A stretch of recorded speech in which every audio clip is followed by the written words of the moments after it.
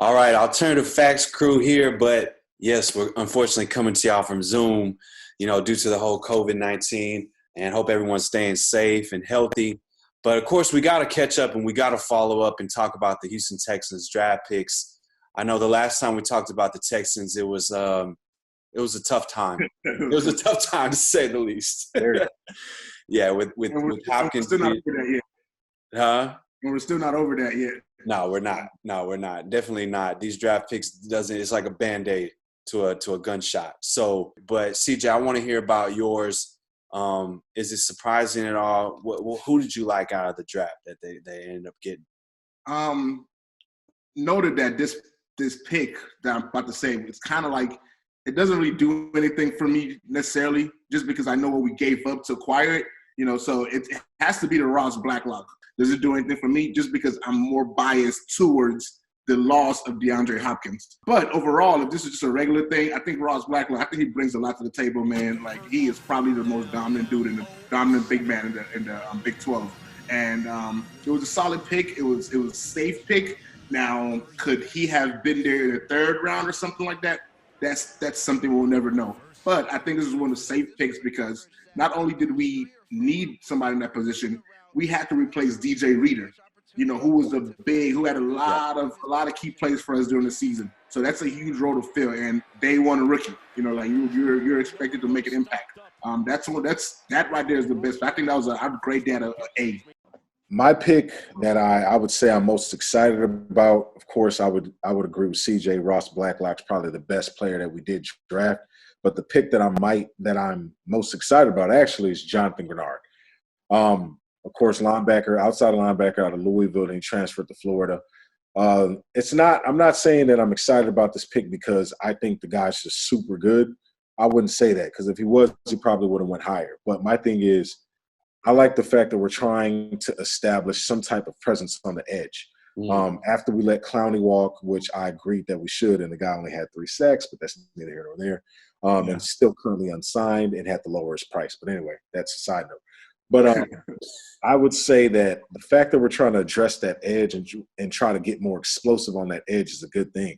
I mean, we have a lot of question marks. I liked Jacob Martin last year, but I don't know if the coaching staff saw what I saw.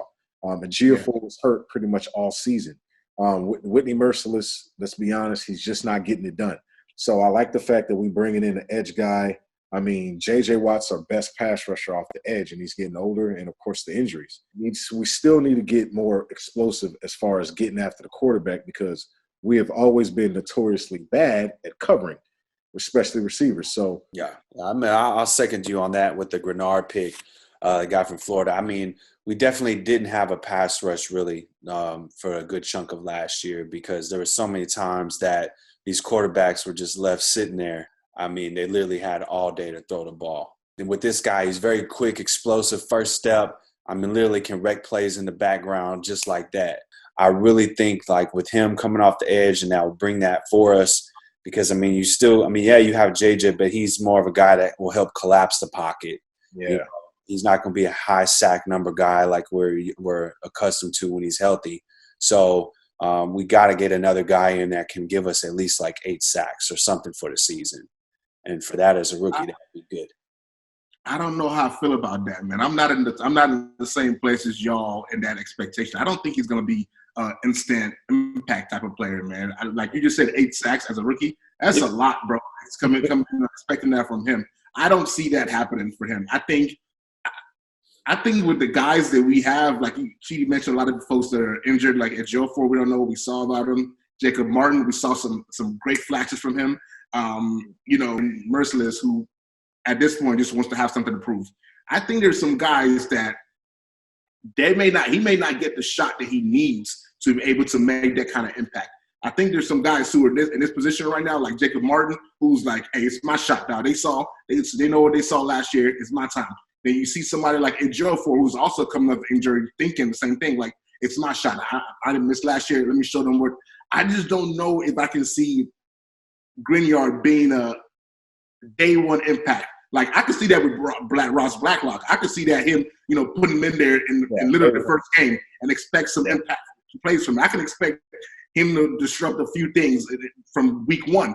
I just can't expect that from Green. I don't see him as that guy where, we look back from now, we'll be like, yo, he had a great season for rookie. Like, I think he's just gonna be there and be another body that can pass rush, unless he proves me wrong. Because these guys know the system. These guys also have Ejiofor has a high motor. Martin, we already know, has a high motor. We just haven't seen it consistently from those guys, but we've seen flashes of it. So I think it's gonna be tough for him, man. It's a good pick, but I just don't have that same expectations y'all have. I mean, again, I'm just excited that we're attempting. You know what I mean? But other than that, what I would say for the overall total draft, I like what we did. Some people had complaints about certain things that we did, but I like what we did. The only thing I'm concerned about is who we have at the top. With Bill O'Brien, I think we've all got it wrong with him. I think a lot of people have said, "Oh, he doesn't know what he's doing. He's trading all these guys away for peanuts, for low draft picks, all these things." But people got to understand, it's not that he doesn't know what he's doing. It's the fact that he has the Jerry Krause syndrome, as we see in the Last Dance documentary about the Bulls. He has the "I want the credit" syndrome. That's what it's about with Bill O'Brien. I don't think it's about he has eyes. He knows who could play. He knows who can't play. But if said guy who can play will get in his way of getting credit, I think he's willing to part ways with that guy and bring in a guy who's of lesser talent, just so he can try to get credit and say, like, see that? I did something. I saw something that you guys can do. And this, the Chiefs game is a perfect example of it when he went for it on fourth down with that stupid fake punt. That was the whole "I'm smarter than everybody," or "I'm going to do something so I can have my watch this moment," or "y'all saw what I did" moment. I think that's what it's about with Bill O'Brien. And because of that, even with the good draft, even with the mitigating of damages that we did after trading DeAndre, I still can't trust the team because of who we have at the top. But what do you – and that's piggybacking on what you just said. I agree with you 1,000%.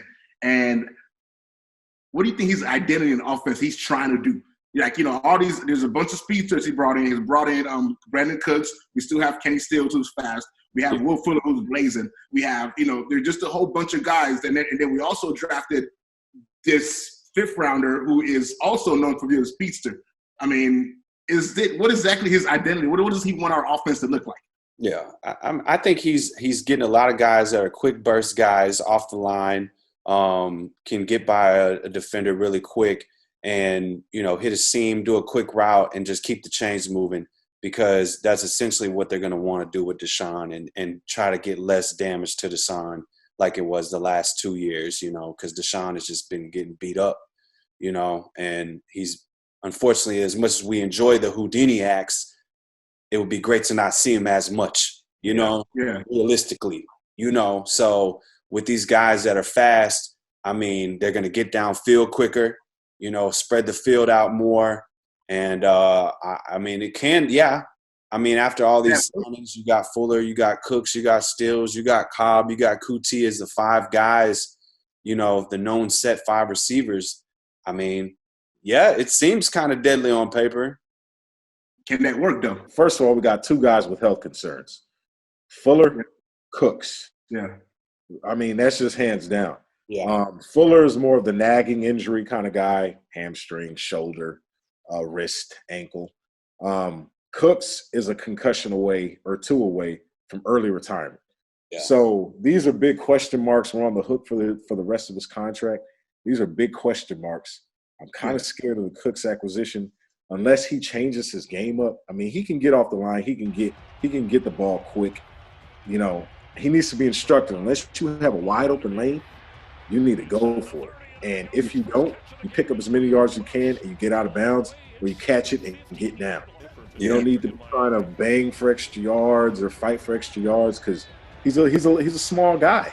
So when he takes that impact, boom, you know what I mean? He gets hurt, or his neck snaps and he gets a concussion.